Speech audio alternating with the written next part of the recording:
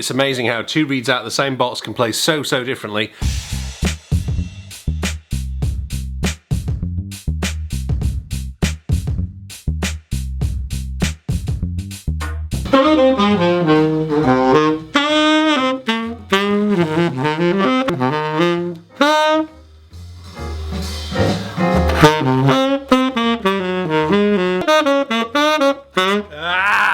Hi, welcome to today's vlog. I'm going to deal today with a question I get asked a lot, both online and by students who come to the house and studio and whatever, and that is, how do you know when a reed is dead or needs changing? I started practicing today and this reed is just causing me no end of bother, and I think it's died, and I want to point out a few things that I know how a reed has died.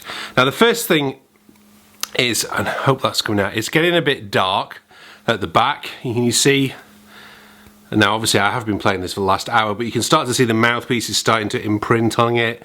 The ligature marks are starting to show on the front of the reed. It's starting to go very soft. I don't normally get this far with a reed. I don't normally let them get this soft, but this one's been doing quite well. It's a 3M D'Addario Select Jazz. It's my normal reed strength that I play. I've had this reed on now since way before Christmas. I would say maybe even end of November I put this reed on. I tend to keep 3 reeds on a rotation thing using a Rejuvenate box. I cleaned the Rejuvenate box out the other day. It may have been the death knell for this reed because I left the Rejuvenate box to dry overnight, kept the reeds out, and I think basically this reed could not take being left out and then coming back in. It's very soft. It still sounds okay, but one of the big things that I noticed with it, and what I was noticing then, is A, it doesn't offer me enough resistance to play well at the top end, and what I'm just doing here, I'm just searching on my iPhone for my tuner app just so I can visually show you what's going on. Let's try and remember how to record on this thing. There we go. So basically, this is an app I use in this video vlog here. It's called the TE Tuner. It's a fantastic tuner app. You can see it's now moving around. I better clap actually to sync it. There we go, we've now got a sync point on it. But what I've got here, I'm going to play a top B, concert A, A440 I should say. And that's in my normal mouthpiece position. I don't normally go on too far, you can see it's really flat.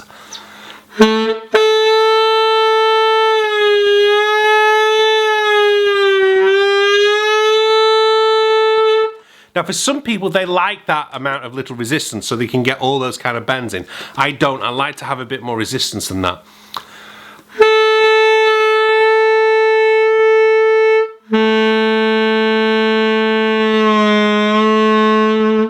I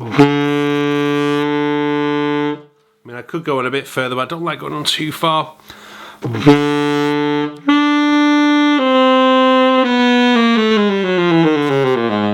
I mean, it's not too bad. I find it's not doing too well in the altissimo register.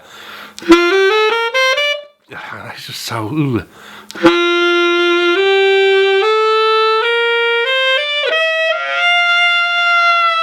That top G just does not want to sing.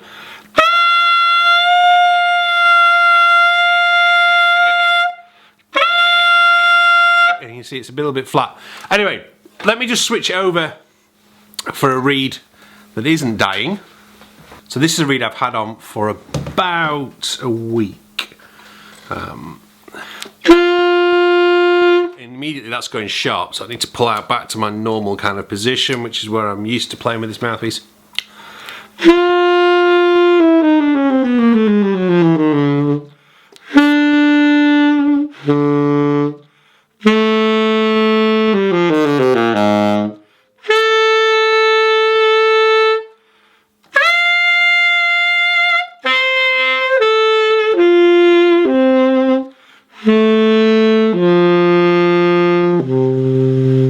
Yeah, that's a bit stuffier, that one.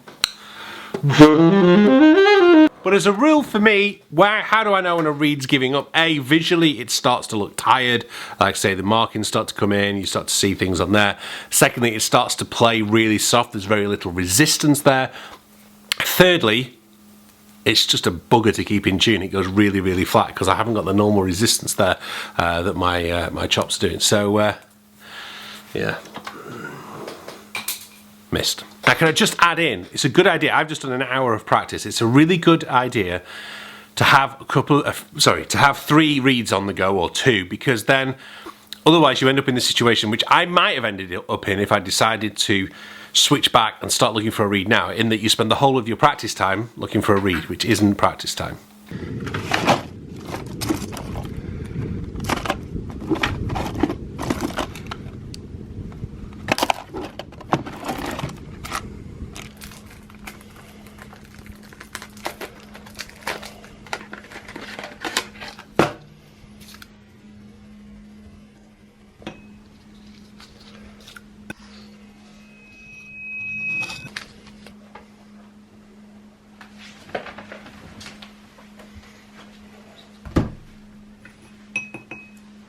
As I've explained in other videos, I don't spend a lot of time these days prepping my reads. I don't have the time to do that, nor do I really want to spend my time doing that. It's quite boring and not really. I want to play. I've spent enough time doing things that mean I can't play.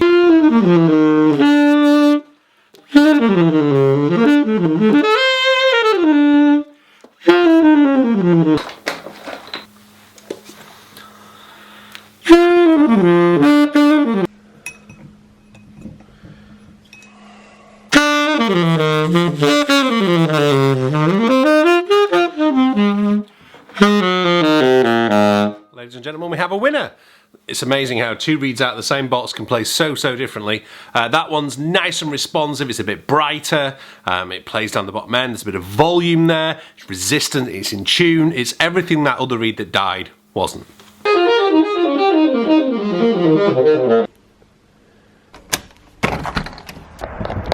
Now, one of the things that's been a regular feature of the vlog are the time lapses I shoot, and I thought I'd explain a little bit about why I do it, how I do it, and kind of how much work actually goes into shooting a time lapse that can maybe only last 10-15 seconds or even less sometimes. They serve great as a transition. I'm trying to show off to you some of the scenery that's around where I am. Since I got the G7X, it's been even better because this has got an amazing time-lapse feature, which I'll show you in a moment. But when we get to this time of day, I was just checking out on the watch what time sunset is. You can see we're well into golden hour now. We've got about another 35 minutes before the sun comes down, and so what I want to do now is just capture the sunset through our little forest area at the back, so I can put it into today's vlog, which you'll see shortly.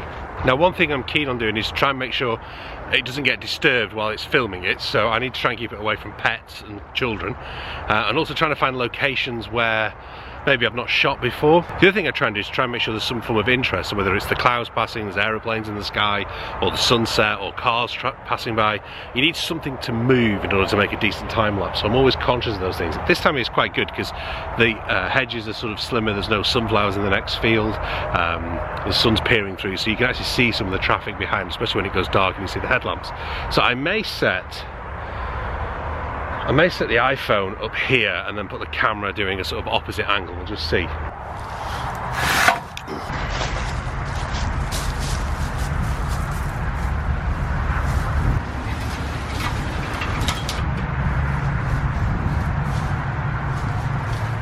So before I go up the ladder, I hope this is in focus. Basically, all I've got to do is on the menu screen, I hit there, I hit time lapse. Okay, I've already got it preset.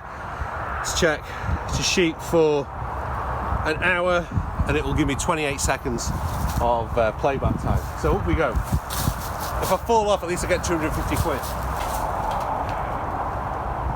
Now the good news is, with it being January and it's freezing cold out here, the children shouldn't bother me about going up that ladder. So I need to set the phone up now to shoot a time lapse, probably from the opposite direction. I might just get it against this tree and our neighbour's house over there.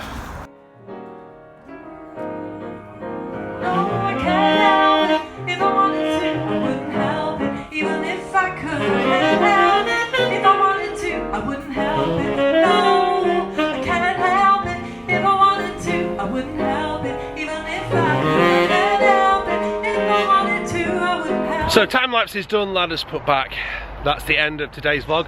I hope you've enjoyed watching it. I hope you'll hit a subscribe button. Maybe you'll be my 5,000th subscriber. That would be absolutely amazing. Check out what I was doing yesterday here, and this is what I was up to this time last year. I'll see you very, very soon. Thank you for watching. Bye-bye.